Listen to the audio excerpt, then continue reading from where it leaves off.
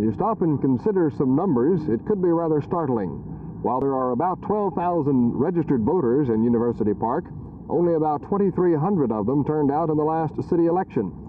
There are approximately 4,000 SMU students who live in University Park, so if they all voted the same way and all turned out, they could certainly overwhelm the normal voting populace of University Park.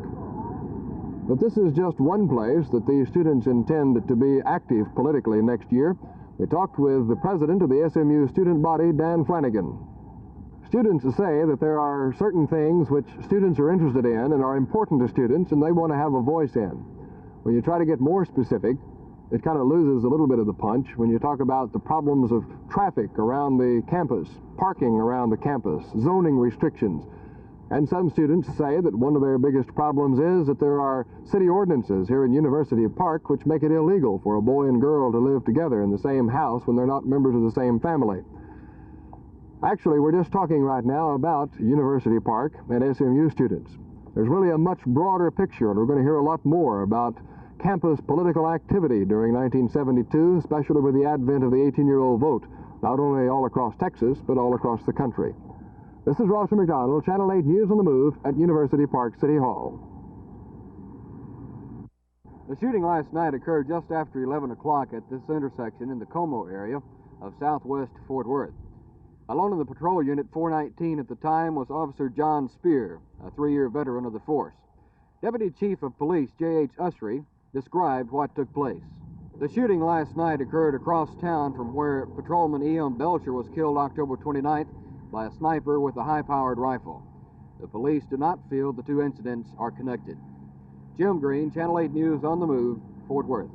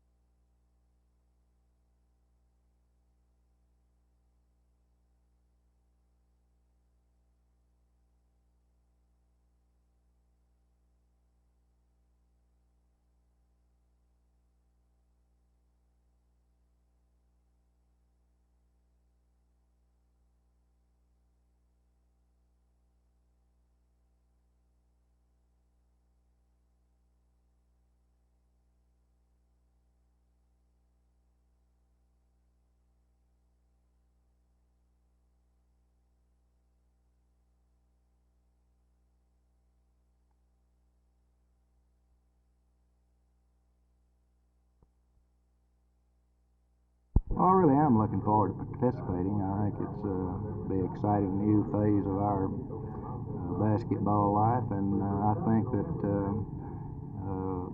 this league is certainly getting tougher, and I think, I'm not saying we'll make it any tougher, but I think we'll add something to the league, and I think that the Southwest Conference is getting better and will be better, and by the time we get in there, it'll be a real tough league. I'm sure of that, because all the coaches seem to be recruiting out of state, as well as increased recruiting in state, and they're adding more assistant coaches now, which keep them out on the road looking for talent. And I think all in all, this area is certainly improving in basketball, and I think through the years, Southwest Conference basketball is going to be tough. Of course, none of your fellows playing for you this year will be competing when you do hit the conference competition. No, No, actually, even our incoming freshmen are our freshmen at this time, which incidentally is probably the best freshman team we've ever had. But they will not be participating in the conference. It'll be our next group.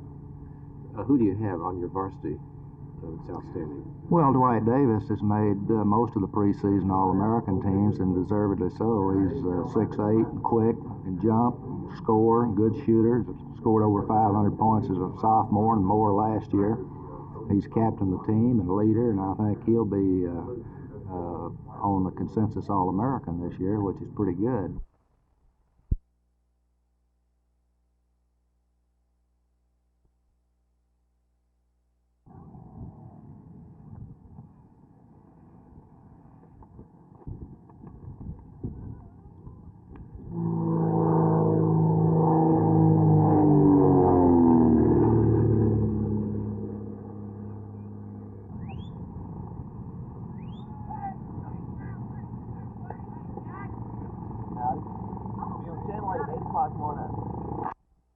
That would be most suited to accept and receive this fine award. And we haven't had a day, the toppers of Texas himself, Frank X. Toppert, and yours they are. Your deal. 2 years ago, the Louisiana Children's Appreciation Society came down here. We had such a blast that we presented a couple of these awards, one to Carol Shelby and one to David Witt.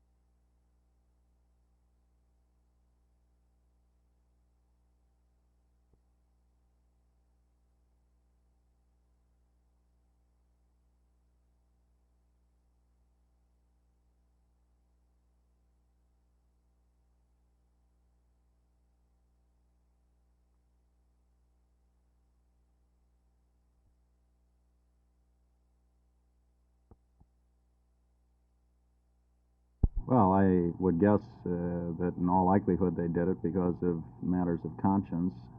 When one takes office, he swears an oath of allegiance to uphold the Constitution. And so this makes each one of us in public office something of a Supreme Court jurist. We have the obligation to analyze legislation in the light of what we view to be constitutional. And I can appreciate the person who would vote against the prayer amendment on the grounds that he felt it was unconstitutional. Is that why so many church people are against the bill also? I find the opposition of many of the spokesmen for many of our denominations a little difficult to understand. It is, after all, a voluntary thing that we're talking about, voluntary prayer in the schools.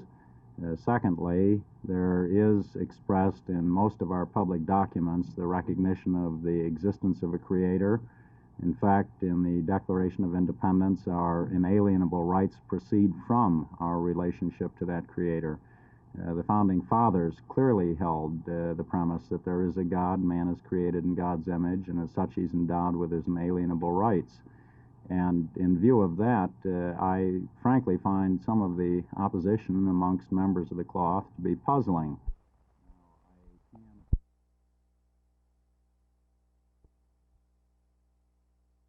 I have attempted to relate to the council the differences between the general ordinance and those proposed under the commission. I have never questioned the council's prerogative to approve one or the other. You're asking me for my opinion, that's something else. Given us that already, Mr. Schroeder, a half dozen times. What will... Frankly, I think we've got enough briefing. We've had briefings for the last several weeks on We this. didn't get a chance to go over it all And today, we saw the George. slides over a second time. The other night we saw 3.5 hours of it then, and a couple of hours today. Now, Gary, how much more briefing do you want? We spent about an hour going over something that they spent 21 months getting together today, and we didn't get through up until we got to the one area of the downtown signs. Well, I the think briefing people came have to a right to expect some action from the council and not continuing to hold at it. Especially, George and Mayor, since... Okay, then I'll make a motion. I'll make a motion. You that we made a approve. motion. You got a motion. I can make a motion, another motion. I move that we accept the interim committee's report, take the City Planning Commission's recommendation. I second it. Mr. Mayor, that had already been made, and my motion to amend that motion takes precedence over The interim first report motion. had not been made before. No, you made a motion to take it under... Well, you can only make an amendment to the amendment. Now, if he wants to vote down the amendment and then make another amendment, he can. We have 4 motions.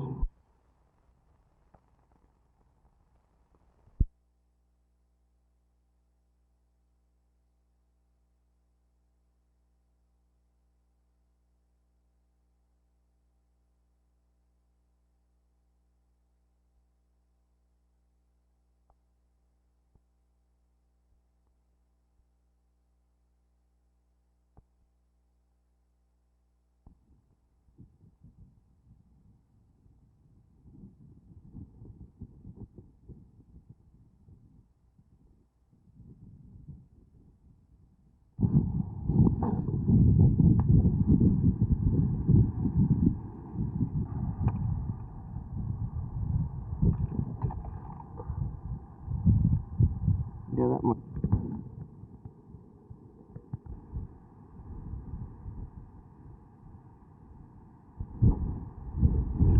I've never really understood why men come to this land. It's sun-baked, rock-hard land. And you wonder how the lizards can live. Never mind the men. But the men have always come. They came looking for gold, silver, mercury. Some of them came just running toward Mexico. And they leave things like this, ruins of their houses and their efforts. I've driven through land like this all the way down into Mexico, and I still don't know why they come or why they stayed. The people who come today, I don't know. I guess they look at the land and think of the kind of men who had to come here before. My name's Harris, Special Project Section, Channel 8 News.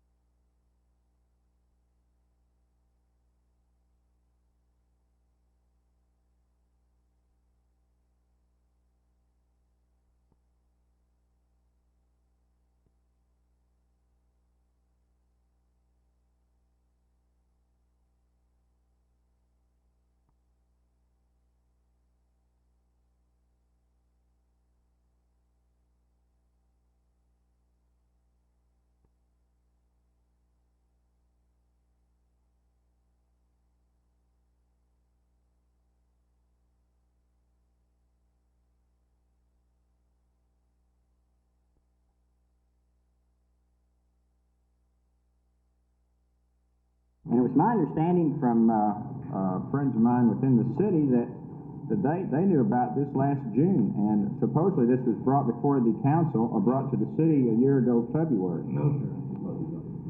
It wasn't brought. Well, but the point is that the people from that area thought it was, and they went on ahead and had their election. And for the city to go back and say, no, this was wrong, we're going to go on ahead and do it, I can certainly understand why this would irritate them. And the whole committee, I guess a year and a half ago, voted to have a 20-man board member. And the new members, along with the old members, at the meeting on October the 16th, which should have been the orientation meeting, we all voted unanimously to go for a 20-man board, or make it 10 and 10, or 15 and 15, or 20 and 20. Thank you.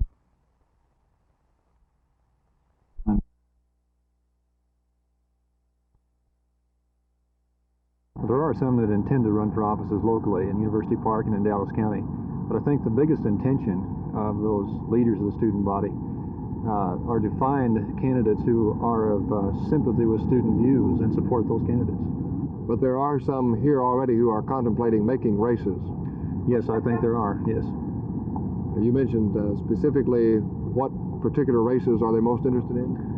Well, locally, I think some students are considering the University Park City Council race, and of course, some of the students here are married and have children in the local school system and are interested in running for the school board as well.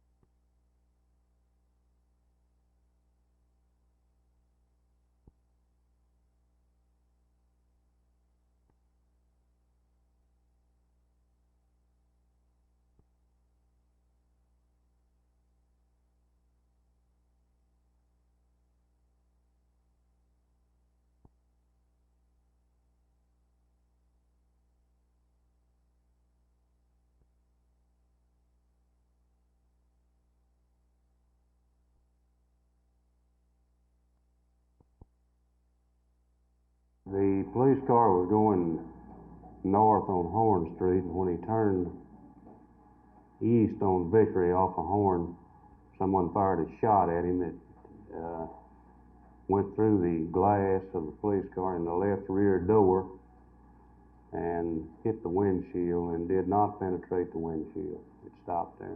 Did you recover the missile then? Yes, we do have a missile, yes. Can you determine what caliber of gun it was? Well, it's pretty well beaten up. However, it seems to be, or it appears to be, a .38 caliber soft-nosed bullet. Was Patrolman Speir injured in any way? Yes, the left side of his face and the left side of his neck was cut by glass from the left rear door glass. This is the second patrolman that's been shot at within the past 8 days. Do you feel that there's any connection in this shooting and the death of Patrolman Belcher? I don't think so. This appears to be a different type of assault. From all we can determine from the investigation, this is more of a spur-of-the-moment thing. It came from a field, and there is a path through this field going to some houses, and it appears that someone was walking along this path and saw a police car and just on the spur of the moment decided to take a shot at it.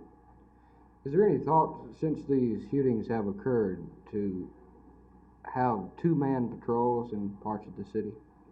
Well, of course, we've beefed up our patrols to some extent. We are running some two-man cars. However, we just don't have enough manpower to adequately cover the city with two-man patrols at this time.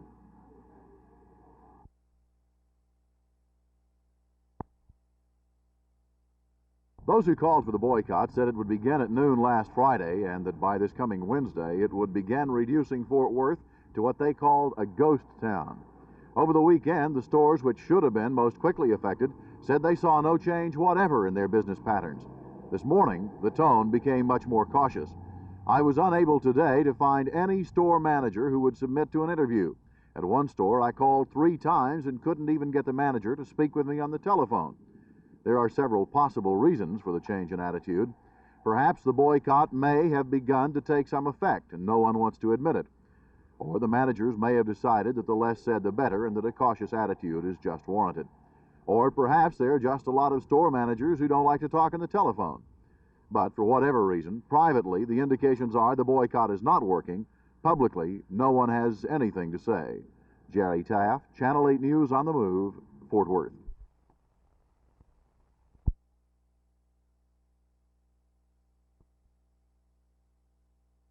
Well, it discriminates against Dallas. I think there's no doubt there is a recognizable political element in Dallas County of approximately 550,000 citizens who have elected Republicans from the top of the ticket to the bottom of the ticket. They traditionally elect or historically elect a Republican state senator, Republican congressman, Republican justice of the peace, Republican county commissioner. They vote for all of the Republican legislative candidates and would, if given the opportunity, elect a Republican state representative. But because of this invidious multi-member district or county-wide scheme of redistricting, they are denied the privilege of electing a representative of their choice. And that's in contrast to the citizens of Harris County. Mr. Crouch, the persons who filed this original suit are the same persons who supported multi-member districts in the past. Do you feel that they're serious about this suit? Well, I certainly not in a position to impugn their motives. One reason for our intervention is to be certain that that our interests are protected, and we certainly are serious about the suit, and we intend to prosecute it and feel very confident of the outcome.